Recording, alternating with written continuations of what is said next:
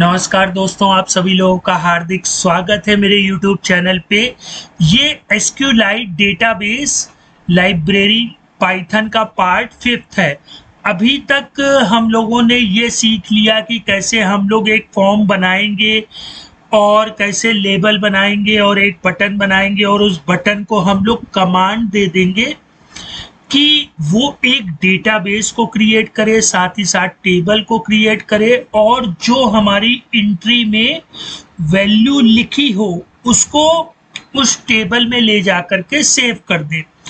तो हम लोगों ने देखिए इस पूरी टास्क को परफॉर्म करने के लिए टोटल 8 एक्शन होते हैं जो हम लोगों ने प्रीवियस ट्यूटोरियल में स्टडी कर लिया था, है ना। और ये सारी चीजें हम लोग किंटर GUI लाइब्रेरी की हेल्प से करते हैं। और हम लोगों ने प्रीवियस ट्यूटोरियल में ये कोड लिख करके इस तरह की एक GUI फॉर्म बनाना भी सीख लिया था। अब दोस्तों आज हम लोग अपनी लेबल, एंट्री और बटन को बनाना सीखेंगे, ठीक है। तो हम लोग जो root is equal to tk.tk और रूट डॉट मेन लूप के बिटवीन में ही जैसे हमने यहाँ टाइटल, ज्योमेट्री और कॉन्फ़िगर दे रखा है, इसके बाद ही हम लोग लेबल, एंट्री और बटन को ऐड करेंगे, ठीक है। तो सबसे पहले मैंने name underscore label is equal to tk हमारी मेन विंडो का नाम होगा, ठीक है। tk.लेबल रूट और comma text is equal to name, मतलब उस लेबल पे क्या लिख के आना चाहिए, नेम लिख के आना चाहिए, ठीक है। अब यहाँ पर मैंने लेबल को शो कराने के लिए ग्रिड का यूज किया है। ग्रिड को आप इस तरह से समझ सकते हैं जैसे एक्सेल सीट होती है, तो एक्सेल सीट पर हमें अपनी लेबल को कहाँ पर कैसे प्लेस कराना है उसमें हमारा ग्रिड हेल्प करता है। तो देखिए यहाँ पर मैंने रो को भी 0 लिया है और साथ ही साथ कॉलम को भी 0 लिया है।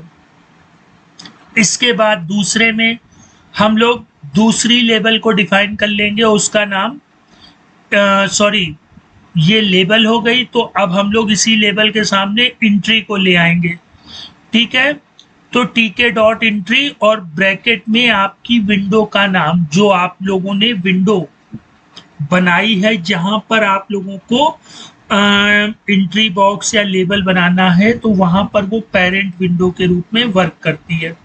और फिर इसी वेरिएबल को दोस्तों, जैसे हम लोगों ने यहाँ पर लेबल को डॉट ग्रिड किया था, वैसे ही यहाँ पर भी ग्रिड कर देंगे। रो को 0 रखेंगे और कॉलम को 1, मतलब एक कॉलम हम लोग आगे खिसका देंगे, ठीक है। फिर इसी तरह हम लोगों ने नेम की लेबल बना ली, फिर हम लोग एज की लेबल बनाएंगे। तो tk मतलब हो गया किंटर डॉट लेबल और फिर ब्रैकेट में आपकी पेरेंट विंडो का नाम जो कि रूट है, कॉमा टेक्स्ट उस पे क्या लिख के आना चाहिए, एज, ठीक है। और इसमें देखिए फिर हम लोग रो एक कदम नीचे आ जाएंगे और कॉलम फिर 0 ही रखेंगे, है ना। तो जो दूसरी नेम वाली हो गई लेबल और दूसरी हमारी एज वाली लेबल हो गई जो कि इसके जस्ट बिलो आएगी।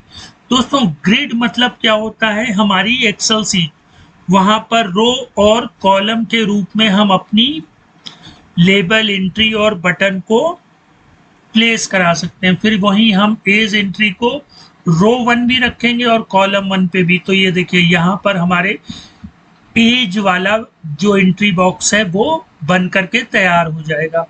तो यहाँ पर हम नेम लिखेंगे और यहाँ पर एज लिखेंगे, ठीक है। अब हम लोग बटन का कोड देख लेते हैं। तो देखिए जैसे हम लोगों ने tk.लेबल लिया था, tk.entry लिया था, वैसे ही tk.बटन ले लेंगे और यहाँ पर पेरेंट विंडो का नाम। और ग्रिड में आप लोग दोस्तों प्रैक्टिस करिएगा कि उसकी लोकेशन को आगे पीछे कैसे हम लोग खिसका सकते हैं, वो सारी चीजें हैं, ठीक है।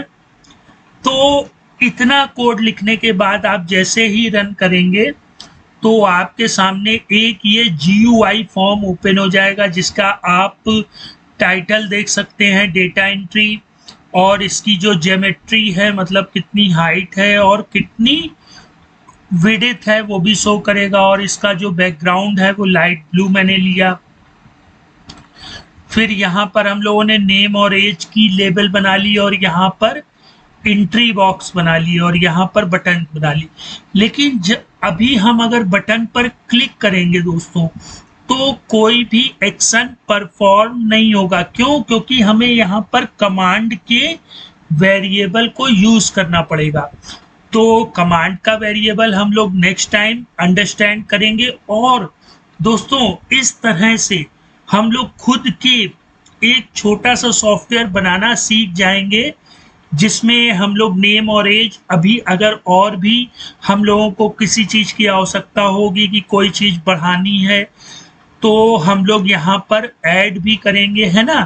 तो ये टॉपिक दोस्तों चलता रहेगा, और अगर आपको कहीं पर भी कोई प्रॉब्लम हो रही है तो नीचे कमेंट बॉक्स में कमेंट करिए, मैं आपकी फ्री ऑफ कॉस्ट हेल्प करूंगा दोस्तों, ठीक है। उसमें आपको कोई भी चार्ज देने की आवश्यकता नहीं है। मुझसे जितनी भी आप लोगों को हेल्प हो सकेगी, मेरे पास जितना भी नॉलेज है वो मैं आप लोगों के लिए हमेशा अवेलेबल रहूँगा। और उसके एवज में अगर आप लोगों को लग रहा है कि मैं वाकई में थोड़ी बहुत मेहनत कर रहा हूं तो प्लीज़ चैनल को लाइक करें, शेयर करें और सब्सक्राइब करें। तो अब हम लोग दोस्तों मिलते हैं नेक्स्ट टाइम एक बेहतरीन टॉपिक के साथ। तब तक आप लोग बने रहिए, प्रसन्न रहिए और सीखते रहिए, ठीक है।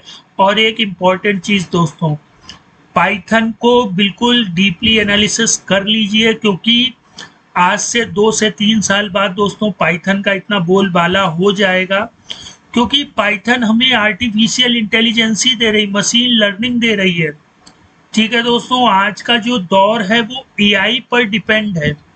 एआई से मेरा मतलब है आर्टिफिशियल इंटेलिजेंसी, और पाइथन उसको बाखूबी कर सकता है, और साथ ही साथ काफ़ी सिंपल लैंग्वेज है, तो उसको कोई भी आसानी से थोड़ी सी मेहनत करके अंडरस्टैंड कर सकता है। तो दोस्तों आज के लिए इतना ही, फिर मिलते हैं नेक्स्ट टाइम।